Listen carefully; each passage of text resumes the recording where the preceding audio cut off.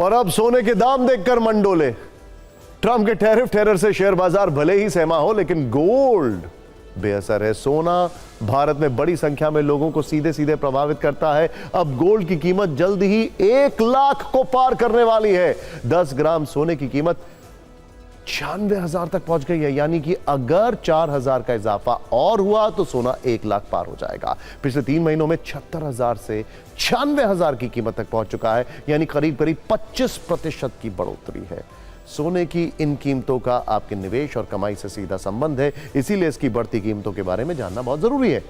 इसके आधार पर आप यह तय कर पाएंगे कि अब कहां निवेश करना सही रहेगा। अमेरिकी बैंक गोल्डमैन सैक्स ने इस साल तीसरी बार सोने की कीमतों का लक्ष्य बढ़ाया। गोल्डमैन सैक्स के मुताबिक साल के अंत तक सोने की कीमत 1,30,000 तक पहुंच सकती है।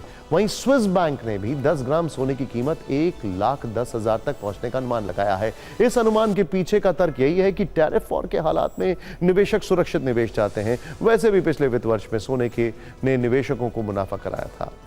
जिस शेयर बाजार से लोग मोटी कमाई के सपने देखते हैं, उसका रिटर्न बैंकों के फिक्स डिपॉजिट से भी कम रहा है।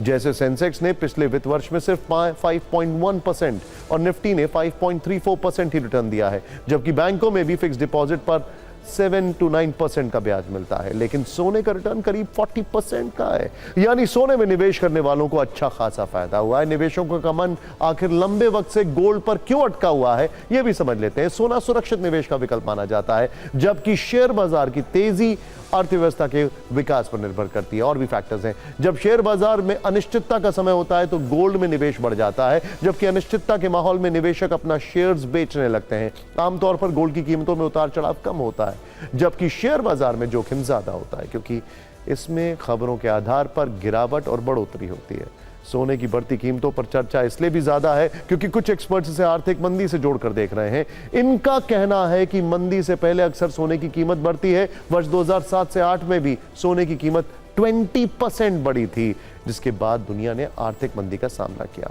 कोविड के दौरान भी सोने की कीमत बढ़ी थी। फिलहाल भी टैरिफ वॉर से बाजार में अस्थिरता है, निवेशकों में डर का माहौल है।